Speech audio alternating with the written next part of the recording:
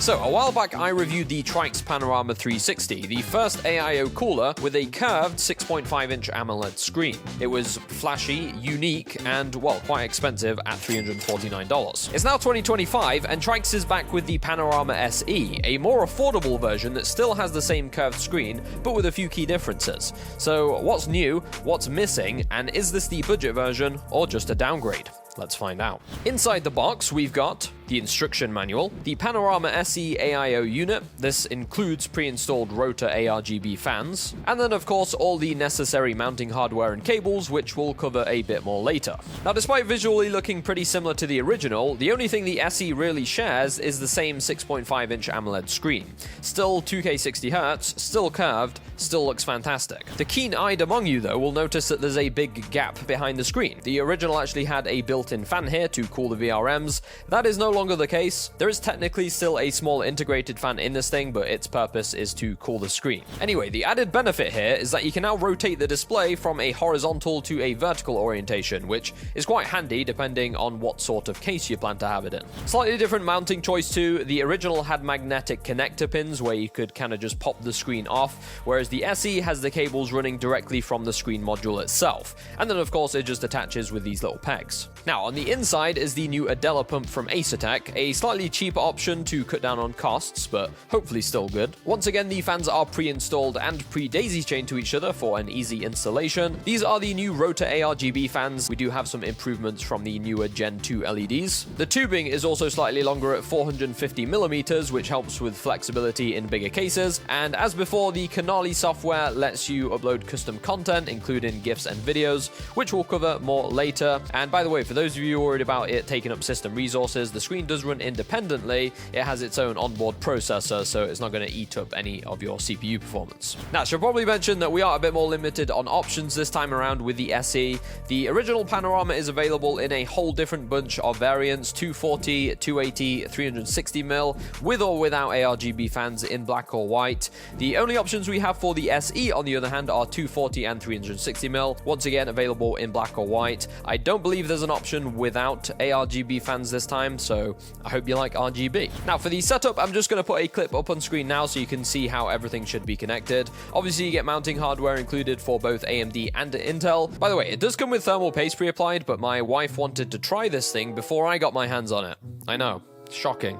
Now, there's no doubt that the main selling point of this thing is the giant AMOLED screen. It looks amazing. They even went as far as adding brightness balance technology. I know, sounds cool. In addition to the anti-glare coating to automatically adjust the screen brightness depending on the lighting conditions. In other words, the corner usually ends up catching the most light, so that part can be made brighter than the rest of it for a consistent overall brightness. Pretty cool. Oh, and check out the new waterfall mode presets for when you have it in vertical mode. I must say, I do like that they actually bothered to do something on the software side for this instead of just saying, oh look, another unique selling point, you can rotate the screen. Yeah, that's quite nice. 10 points to Gryffindor. Let's talk about performance. Now, I took inspiration from Gamers Nexus for this segment by renting a state-of-the-art NASA-approved anechoic chamber deep within the Earth's crust. It was very expensive. And comparing this not to 10, but 300 other AIOs on the market to see if it's actually worth your money. Oh wait, no, sorry. What's that?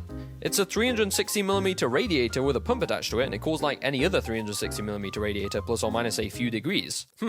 Interesting. Now, with that said, my preferred method of testing is slap it on a rig, boot up a game. Does it thermal throttle? No? Okay, great. And I mean, look, 7800X3D, a beast of a CPU. I'm going to boot up Cyberpunk. I'll even put it on 1080p low settings to really get the CPU working. And look at that, less than 70 degrees. And it's not very loud either. In fact, it's probably quieter than before because it doesn't have the VRM fan.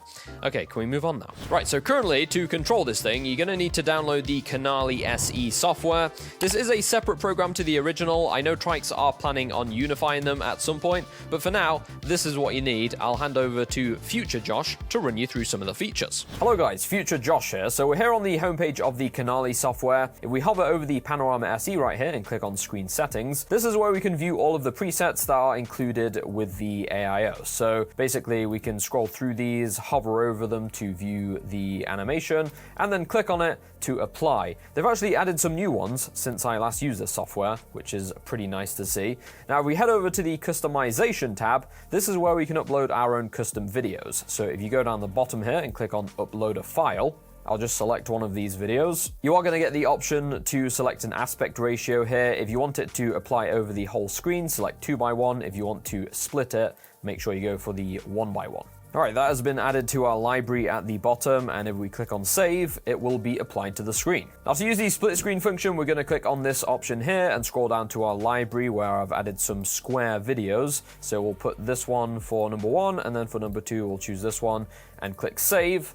And you'll see the screen splits, which is pretty cool. Now, in all of these modes, you also have the option to display system info along with it. So if we click this drop down, you can see we have a bunch of different options here. So if I activate the CPU frequency and usage and click save, you can see they appear on the left right there. You can also move them as well. So if I want to move them to, say, the edge of the screen, you can change the position of them like that. That's quite nice. And I mean, that's about it as far as basic functionality goes. You do have a couple more options up here to control things like the brightness and put it into waterfall mode as well. If you do plan on rotating the display vertically, that will just make sure that everything's the right way up. We do also have a screen recorder built in to help you record videos to kind of display on the screen itself as well. So yeah, pretty impressed overall. They've definitely made some cool changes, adding some new presets, and haven't really run into any problems with any of it. Right, so I think by now we know what sort of audience this thing was made for. People who are really into aesthetics.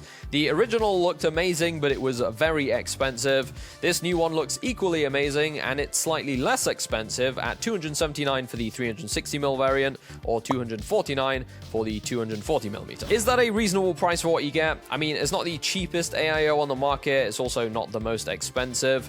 There's not exactly anywhere else you can get an AIO with a 6.5-inch curved AMOLED display, so it's a unique product, and I'm glad to see this new SE version introduced to make it that bit more accessible price-wise. I don't really think you're missing out on a whole lot by getting this over the original. You still get the same screen, the same 6-year warranty on the main cooling components, and like I said, it performs its job perfectly fine for what it is. With that said, let me know what you guys think of it down below in the comments. Would you consider this for your next build? If you want to check it out, I have the links down below. Drop a like rating on this video if you enjoyed, hit that subscribe button if you want to see more, and I'll catch you all in the next one.